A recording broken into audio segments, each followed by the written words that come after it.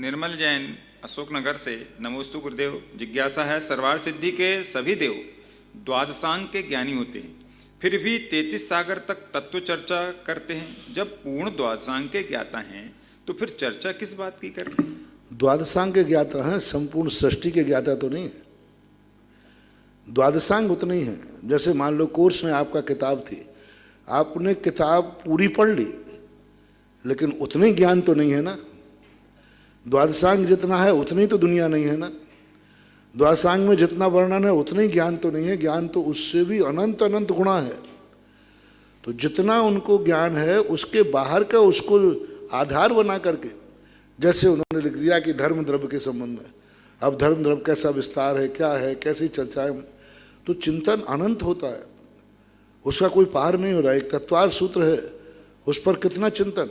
सर्वार सिद्धि ग्रंथ लिखा गया, उसके बाद राजवार्तिक ग्रंथ 2 भाग, उसके बाद 7 भागों में श्लोक वार्तिक, अकेले मंगलाचरण के ऊपर गंधस्थी महाकाव्य लिखा गया। एक ग्रंथ के मंगलाचरण, एक ग्रंथ का मंगलाचरण 116 कारिकाओं में, देवागम स्त्रोत 116 कारिकाओं का मंगलाचरण अकेला।